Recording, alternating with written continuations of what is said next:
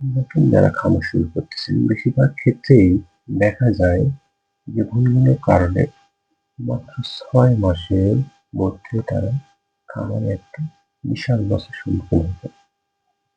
আমি বলব যে ৭টি কারণের কথা। যেগুলো আপনি সঠিকভাবে যদি মেনে চলেন তাহলে আপনার খামার থেকে ভালো একটা প্রফিট আসবে ইনশাআল্লাহ। ভুল নাম্বার ১, অনেক বেশি পরিমাণে গরু কিনে ফেলা।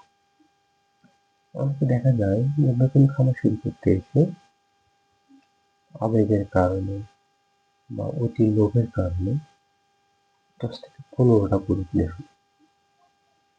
পরবর্তীতে দেখা যায় সেগুলো খাবার, অসুখ-বিসুখ এবং ম্যানেজমেন্টে তারা হিমশিম খেয়ে যায় আর ঠিকমতো চালাতে পারে না।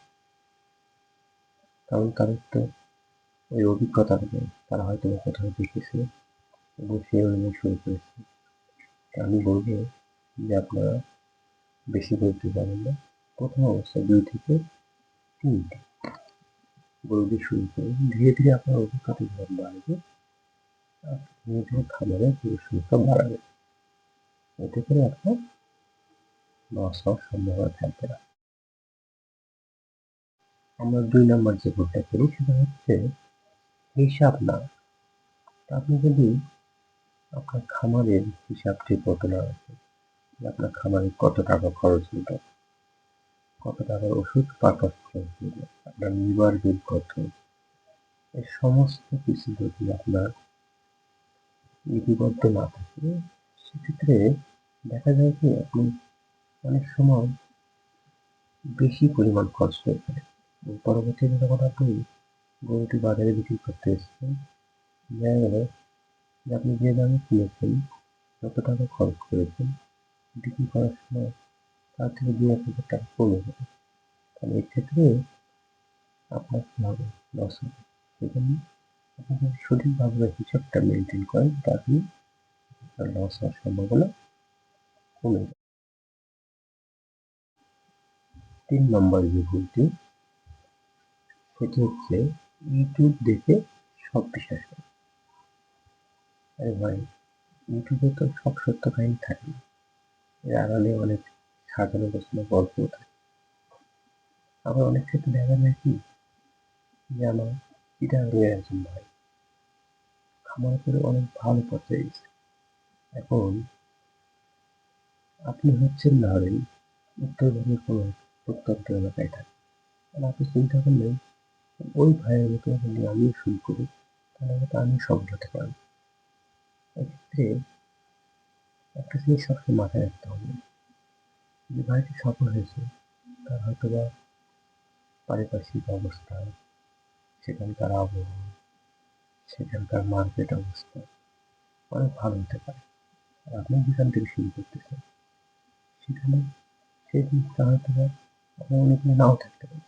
তো এক্ষেত্রে আমি যেটা পরামর্শ দেবো সেটা হচ্ছে আপনি আপনার আশেপাশের অবস্থাগুলো ভালোভাবে অবজার্ভ করুন এবং তারপর ভেবে চিন্তে আশেপাশে আরো খামারগুলো দেখুন, তাদের কি অবস্থা সেটা দেখুন এবং সেই অনুযায়ী সিদ্ধান্ত নিন। ইউটিউব দেখে সরাসরি কোনো ডিসিশনে যাবেন না। ভুল নাম্বার ৪, ভালো খাবারে গুরুত্ব দেওয়া উচিত। এখন আমাদের গ্রাম অঞ্চলে আমরা দেখি যে যারা সাধারণ লোক তারা যেভাবে অনেকে শুধুমাত্র ধানের যে গুঁড়াটা হয় গুঁড়ার অল্প কিছু গুঁড়া একটা পানির মধ্যে গুলে দিয়ে হালকা কিছু লবণ দিয়ে খাওয়া যায়। এটা দিয়ে তো একটা গরু শারীরিক পুষ্টির চাহিদা সেটা তো কখনোই ফিরে পাবে না। আপনি যদি একজন খামারি হন তাহলে আপনাকে অবশ্যই জানতে হবে যে কোন খাবারগুলো আপনার গরুর জন্য উপযুক্ত। আপনাকে সেইভাবে খাবার ব্যবস্থাপনা করতে হবে।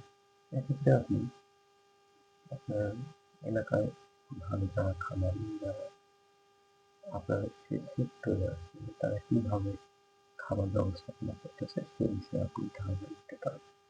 আবার আপনি আপনারা প্রাণ সম্পদ অফিস থেকে পরামর্শ নিতে পারেন, তাহলে সেক্ষেত্রে আপনার ভুল হওয়ার সম্ভাবনা কম।